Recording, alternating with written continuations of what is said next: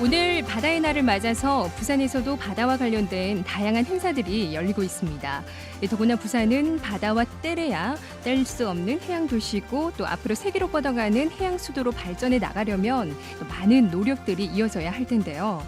그래서 오늘은 부산지방해양수산청 조승환 청장을 직접 모시고 바다의 날의 의미도 살펴보고 해양수도 부산의 발전 계획을 들어보는 시간 마련했습니다. 청장님, 안녕하세요. 예, 안녕하십니까. 네, 반갑습니다. 오늘이 22회째를 맞는 바다의 날인데요. 네. 이 바다의 날이 국가기념일로 지정된 배경과 그 의미부터 좀 짚어주실까요?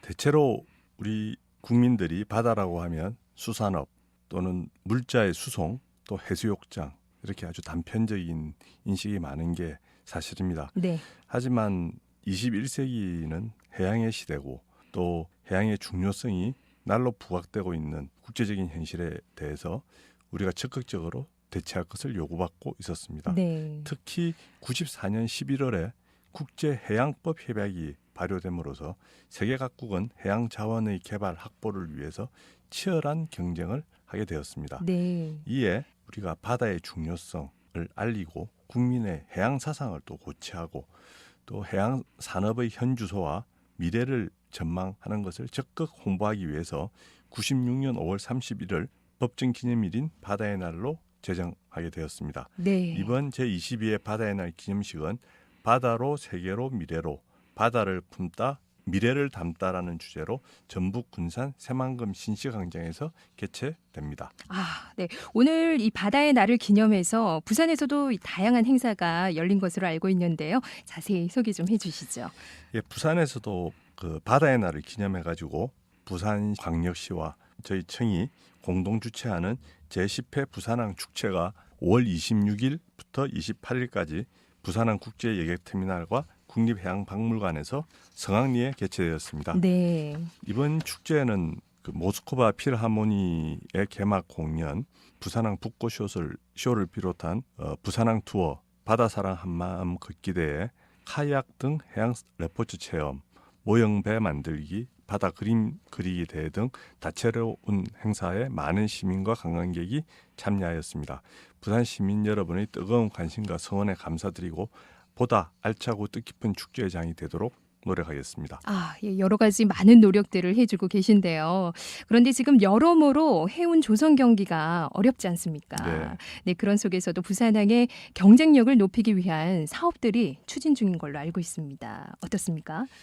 그 해운 시황 회복은 아직도 지연되고 있는 게 사실이고요. 네. 또 국제 항만들 간의 경쟁이 가속화되는 데 어려움이 있습니다만은 부산항을 글로벌 허브 항만으로 도약시키기 위해서 네. 항만 인프라 확충과 항만 효율성 증대를 추진 중에 있습니다. 네. 현재 부산항 신항에는 5개 터미널 21개 선석을 운용 중에 있고 네. 그 2030년까지 16개 선석을 추가 공급할 계획입니다. 먼저 2021년 컨테이너 부두 6선석을 추가 건설하고 네. 서쪽과 남쪽 컨테이너 터미널의 배후 부지 191만 제곱미터를 확충할 계획입니다. 네. 또한 선박들이 초대형화되고 있음에 따라서 안전한 입출항을 위해서 그 신항 항로 입구의 장애물인 토도 제거 공사를 금년 7월 착공할 계획이고요. 네. 항로 증심이나 항로 확장 준설 공사 등을 금년 내 완료할 예정입니다. 네. 아울러 원활한 화물 수송을 위해서 서 컨테이너 터미널의 진입 도로를 착공하고 남 컨테이너 터미널 진입 도로의 실시 설계를 금년 중에 착수하며 신항 개발에 따른 준설토 수용을 위한 신규 투기장을 금년 2월에 또 착공하였습니다. 네. 또한 그 항만의 효율성 제고를 위해서 이제 신항 터미널이 되게 넓습니다. 네. 거기에서 이제 환적 화물들이 옮겨 다녀서 1부두에서 내렸던 화물을 또 3부두에 가서 실어야 되고 이런 부분들을 위해서 이 효율적인 운영을 위해서 운영 체계를 개선하고 네. 그 환정 화물에 대한 맞춤형 타겟팅, 그다음에 지금 현재 부산 북항의 단일 통합 터미널 운영사 구축 등을 추진해 나가고 있습니다. 네. 또한 부산항 고부가 가치화를 위해서 그 우안부두의 해양산업 클러스터 조성, 선박 수리시설, LNG 벙커링 기지 건설 등 부산항 메가포트 육성 전략을 마련 중에 있습니다. 네. 이런 사업 계획도 중요한데 무엇보다 또 세월호 참사 이후에 바다 또 해양 안전에 대한 관심이 높지 않습니까? 네, 이때 부산청에서도 여러 가지 관련 시책들을 펼치고 있는 걸로 알고 있는데요. 여기에 대해서 자세히 좀 설명해 주시죠. 네. 먼저 세월호 사고 이후에 달라진 시스템 중에 하나가 그 해사안전감독관 제도입니다. 네. 부산항에도 지금 5분의 해사안전감독관들이 배치되어 가지고서 선박, 그다음 사업장에 대한 철저한 지도 감독을 하고 있고 또 이행객들에는 안전교육과 홍보를 강화하고 있습니다. 네. 이 해사안전감독관님들은 선박 승선 경력이 20년 이상인 선박 전문가들입니다. 네. 이분들이 내항 여객선이나 화물선 및 선박 회사의 안전 관리를 지도 감독하고 있습니다. 네. 특히 지금 이제 부산항은 제주 가는 노선이 운항 중인데요. 여기에는 그 두 분의 해사안전감독관이 수시로 선박, 회사 등을 방문해서 지도 감독하거나 또는 직접 승선하셔서 여객선 안전 관리에 철저를 기하고 있습니다. 아, 또한 그 해운업계의 그 CEO들의 해양 안전 의식 내재화를 위해서 어떤 회사의 경영이 안전이 바탕이 돼야 된다라는 인식하에서 그 업계의 안전 문화 정착을 도모하기 위해서 해양 안전 리더 교육을 실시하고 네. 있고요. 또한 그 해양 오염 사고 예방 활동과 선박 안전 운항 확보를 위한 점검 활동을 강화하고 있습니다. 네. 등대를 비롯한 항로 표지 설치 운영 및 고품질 맞춤형 항로 표지 서비스 제공에도 한치의 소홀함이 없도록 하고요. 또 항만 보안 분야도 최근 새롭게 부각되고 있는 부분입니다. 네. 이 부분들에 대한 그 보안 시설 장비 확충, 그다음 전담 조직 인력 지원 등 항만 보안 사고 예방에도 선제적으로 대응 기반을 마련토록 하겠습니다. 네, 이렇게 안전한 바다에서 다양한 문화와 레저를 즐기고 또 부산하면 해양 관광을 빼놓을 수가 없잖아요. 예, 이와 관련된 계획도 또 세워놓고 계신다고 들었는데요. 어떻습니까? 이제 저희들 부산항이 무역항으로서 그 우리나라 경제 발전에 아주 큰 역할을 해왔습니다. 네, 근데 이제 부산항을 무역항, 물자가 수송하는 항만뿐만 아니라 해양 관광, 문화, 레저의 중심항으로 자리매김하기 위해서 다양한 콘텐츠를 마련 시행 중에 있습니다. 네, 우선 해수욕장, 연안 등에 대한 주변 정화활동, 그다음 환경 개선 캠페인 등을 지속적으로 전개해서 안락한 국민 휴양 공간을 조성해 나가도록 하고요. 네, 해양 레저 저변 확대를 위해서 상설 카약 체험장을 운영하고 미니 카약 체험, 해양 레저 스포츠 체험 활동 등 다양한 해양 레저 스포츠 체험 기회를 지속적으로 확대해 나가도록 하겠습니다. 네, 아울러 그 등대를 활용한 다양한 해양 문화 콘텐츠도 발굴해 나갈 계획이고요. 네, 부산에는 그 영도 등대, 태종대에 있는 영도 등대에서 그 등대 불꽃 소통의 밤 행사라든지 등대 사랑 그림대회, 우리 가락 행사, 등대 음악회 등을 개최하고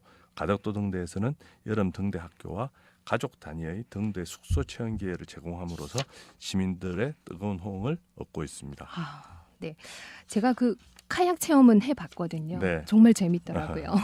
가족끼리 이렇게 가면 정말 좋은 체험이 될 것 그렇습니다. 같습니다. 예. 그리고 무엇보다 최근 미세먼지에 대한 국민적 관심이 뜨겁습니다. 부산청에서도 또 부산항 미세먼지를 줄이기 위한 노력을 또 하고 계실 텐데요. 어떻습니까? 항만의 환경 부분에 관해서는 저희 청에서 지속적으로 관심을 가지고 있던 부분이었습니다. 네. 부분이었고 특히 요즘 문제되고 있는 미세먼지 저감 대책을 모색하기 위해서 노력 중에 있습니다.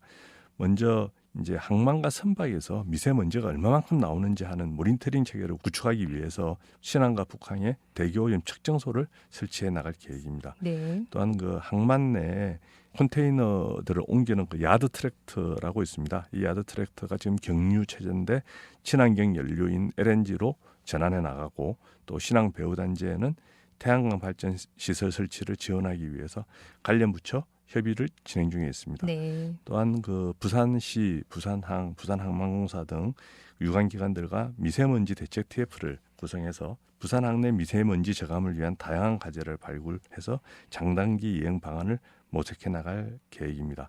먼저 이제 항만 내에서는 저유황 경유를 사용하도록 의무화한다든지 네. 또는 이제 집진 시설 설치를 의무화해서 어떤 배출가스 제한 지역으로 설정하는 방안이라든지 네. 그다음 육상에서 배가 항구에 접안을 하게 되면은 배가 움직이지 않더라도 네. 발전기를 돌려서 네. 써야 됩니다. 네. 이제 그런 부분들을 육상에서 이제 전기를 공급해서 발전기를 돌리지 않고 그러니까 기름을 떼지 않고 할 수 있는 이런 육산 전기 시설들 이런 이제 다양한 대책들을 마련해서 친환경 항만으로서의 세계 선진 항만들과 경쟁할 수 있는 그런 체계를 만들어 나가도록 노력하겠습니다. 네.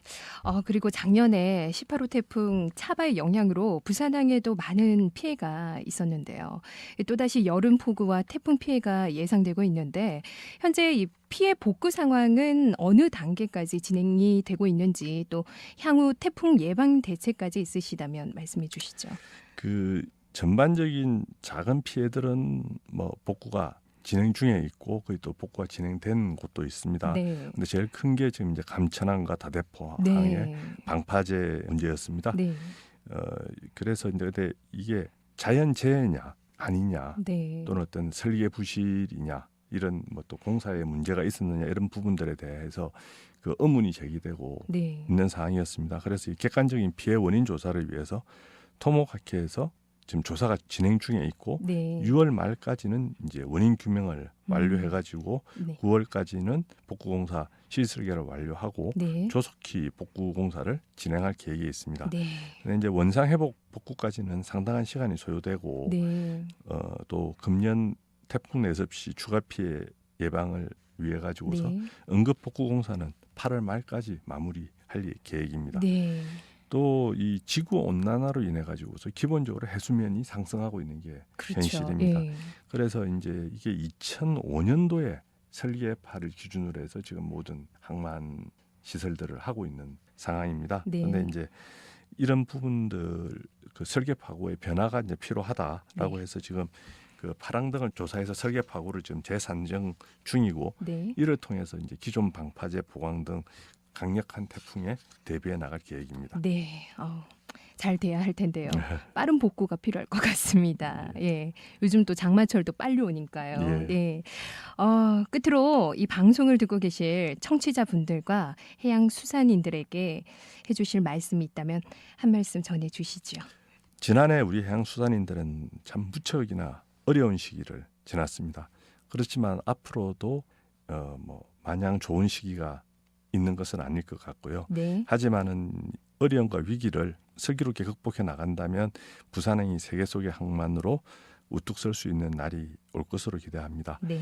그 바다의 날을 맞이해서 어떤 해양 중심, 해양 친화적인 사고가 또 전 국민에게 확산되는 계기가 되었으면 하고요. 네. 이 다양한 해양 산업, 해양 에너지라든지 또 해양 환경이라든지 이런 다양한 해양 산업의 현주소와 미래가 또 국민들에게 인식되는 그런 계기가 되었으면 하는 생각입니다. 네. 부산 시민 여러분께 좀 더 가까이 가는 부산항이 되도록 더욱 노력해 가겠다는 말씀으로 마무리하겠습니다. 감사합니다.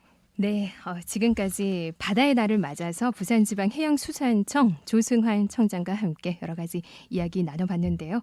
오늘 말씀 고맙습니다. 예, 감사합니다.